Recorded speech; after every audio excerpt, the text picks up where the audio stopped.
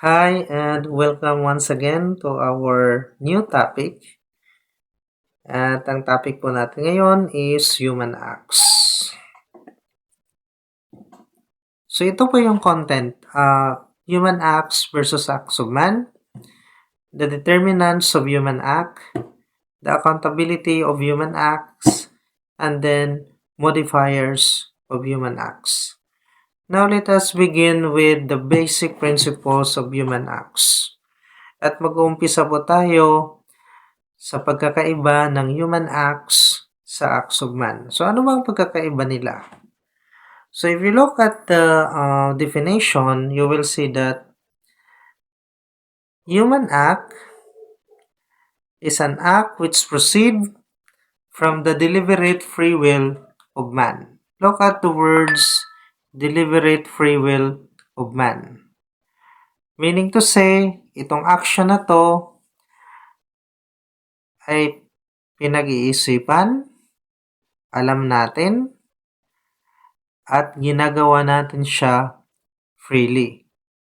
For example, alam ko na bukas meron akong 7 o'clock in the morning class and I know it. And then after that, since I do not want to get up from my bed at 7 o'clock, I intentionally did not get up. And then after that, and I did it willingly, and it will be considered as human acts. So, merong intention, merong action based on our intention, at wala siyang force na nangyayari. So, ano ba ang ibig sabihin ng acts of man? Ito namang acts of man, ito yung mga action na meron tayo na piniperform natin indeliberately. Ayan po. Or without the exercise of free choice. Example, humihinga tayo. We blink our eyes. And then, yung perspiring natin kapag tayo po ay naglalaro ng basketball. These are the things that these are the things that out of our control or free choice. Basta-basta na lang silang nangyayari sa atin na hindi natin pinag-iisipan. So, yan po ang kaibahan ng human acts at saka acts of man. Ang human acts, ito yung pinag-iisipan natin, alam natin at ginagawa natin siya voluntarily. Acts of man ay wala tayong free choice and we perform it indeliberately gaya ng nagugutom tayo, gaya ng pinagpapawisan tayo. Hindi naman natin sila pinag-iisipan pero sila po ay nangyayari. But kailan ba nagiging human acts ang acts of man? Okay, and according to this definition, an acts of man became human acts by the advertence and consent of a moral agent. Look at the words consent of a moral agent. For example, may naaamoy ka na hinog na lang ka. Okay? Yung pang-amoy na yon, hindi mo siya pinag-iisipan at kusa lang siyang dumadating, right? O kusa lang siyang dumating. It is considered as acts of man, pero nung hinanap mo siya kung saan yung amoy or magandang amoy ng hinog na langka, at nung nakita mo siya ay inisip mong kunin ito sa puno at kainin, so nakawin mo siya. So it will become a human act kahit galing siya sa acts of man. So what if, for example, those people who are meron silang problema when it comes to thinking and they have no capacity to think rationally and clearly, and according to this definition, it belongs to the acts of man. Okay, it belongs to the acts of man. And and a person who is being forced to do a particular thing, this action is also considered as acts of man. Okay? And I hope that it will be very clear for us before we move on to the next slide. Kasi ito po yung basic principles that we need to learn. Okay, so ethics, according to Glenn Paul, is not concerned with acts of man. Okay, in philosophy, especially in ethics, we have, we have to use our rationality, and when it comes to ethical concern, okay, dapat human act siya, hindi siya acts of man. That is why, according to this slide, for human acts, man is responsible. Because we do it intentionally, because we do it willingly, because we act on it freely, then we are responsible for our actions. It might be reward or punishment. It can be worthy of praise or blame. Depende po kung ano pong ginawa natin. And dito po papasok yung word na accountability. So human acts tend to repeat themselves and it will form habits. Habits are habitual acts. It is a constant acts. At saka yung habit natin, nagiging character natin siya. And it is evident in our daily lives. May mga bagay po na lagi natin siyang ginagawa, especially those things or those actions that were done intentionally. So, nagiging character siya ng tao. But we are responsible for that or for those actions. Okay, when it comes to the classifications of human acts, meron po tayong tinatawag na illicit acts. Ito po. Elicited acts, and then commanded acts. Okay, ano ba ang pagkakaiba nito? Ang elicited acts are acts caused in the will alone, while commanded acts are acts perfected by the action of mental or bodily powers under the control of the will. Ano bang ibig sabihin yan? Simple lang po. Okay? For example, I intend to go to my room and study.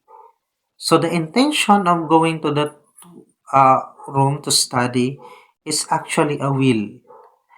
And it is elicited acts. Because I have my intention to go to my room, but when it is carried out, okay? So, ginawa ko kung ano yung nasa isip ko, then that is commanded acts. So, my intention is an illicit act, and then when I carry out it and do it, is a commanded act. So, ganun lang po kasimple. So, we have our intention, and then we execute our intention.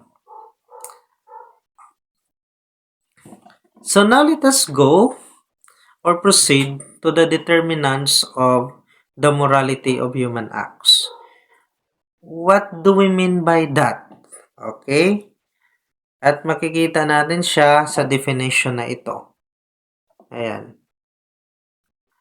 The determinants of the morality of human acts is actually to determine whether an individual human act is morally good. Okay? Dito natin siya makikita. And when it comes to determinants, there are three. The first one is the object, and the second one is end or purpose, and then the third one is circumstances. What do we mean by an object of an act? The object of an act is an act itself. It is an act itself. For example, meron akong intention na maghugas. So, the object of that act is yung paghuhugas, okay? Naghugas ka ng pinggan. The act itself. The end or purpose is my intention. Okay? So, ano ba yung intention ko nung ako ay naghugas? Okay? So, that would be the end or purpose of my action. Then circumstances actually pertains to a place. It is a consequence.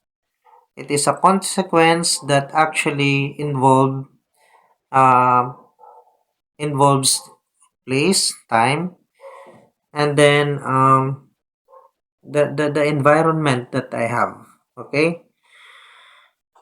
So, for example, my action is paghuhugas ng pinggan. My purpose is naghugas ako ng pinggan kasi gusto ko lang makita ako ng iba at sabihan nila ako na mabait ako. Okay? And sa paghuhugas ko ng pinggan, ang naging consequence doon ay instead na makatulong ako ay nabasag ko lahat. Okay? Nabasag ko lahat. Nabasag ko siya. So, sometimes when it comes to circumstances, even if we do it in the right way, our intention is good. But if the result is not good, because of iba po ang circumstance nito, hindi po nagiging maganda yung action ng isang tao.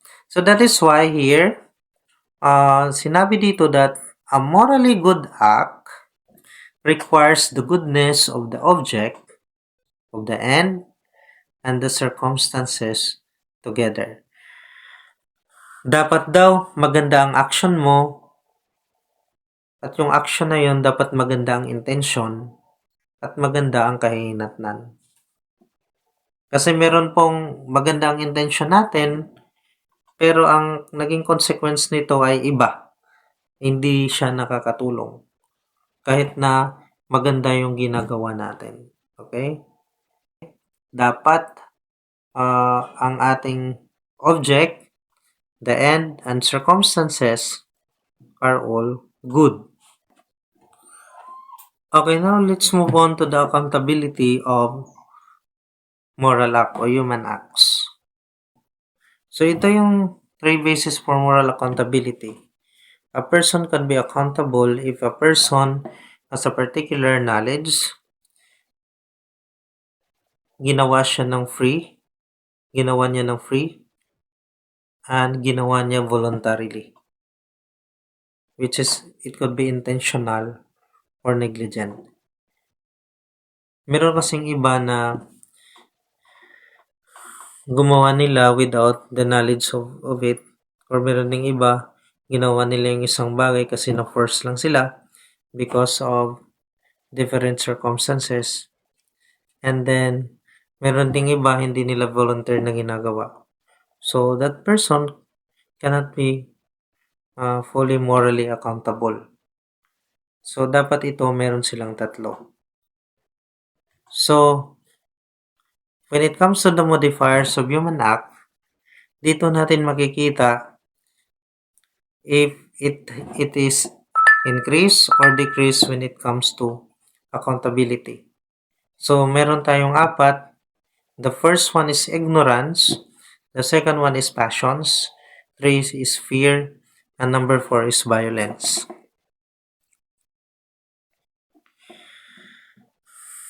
So, ang ignorance ay pwede siyang mag-increase and decrease ng accountability or moral accountability. So, dito, merong invincible at saka vincible ignorance. Ang invincible ignorance ay yung it is uncontrollable and at the same time, you're ignorant of something na hindi mo siya nakokontrol and perhaps you're not aware of it.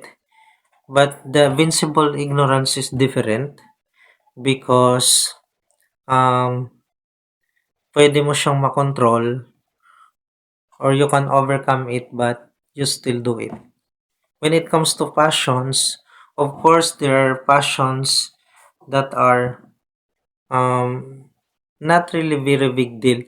For example, if you get angry with someone and that is an antecedent uh, passions or feelings or emotions, antecedent concupiscence. And, you know, it might not be a big deal. But, if you're angry with someone and then you try to do things um, na evil, but you are fully aware of it and you do it and you plan for it. And I think that increase the moral accountability of a person. Fear also is the same. There are people who are afraid and of doing things, and somebody are actually doing it because they are afraid, right? Afraid uh, to someone. So they're afraid that they might lose, the loved ones if they will not do it. And then sometimes they are being forced to do it. But there are also fear that can increase accountability. And this fear can be overcome, but we ignore it. And when it comes to violence, meron din po mga time that persons are being forced, or people are being forced to do things um, because they were attacked, or they were, you know, facing violence. Like for example, if a person or if a person is attacked during the night, and out of this violence, ang atin pong magiging um, paraan is self-defense. That is, our instinct to defend ourselves. At napatay natin yung tao, that is a self-defense, but at the same time, you are not fully accountable, or your person is not fully accountable because um, at first it is self-defense, but it is also at the same time um, yung kanyang response to that particular violence. Okay?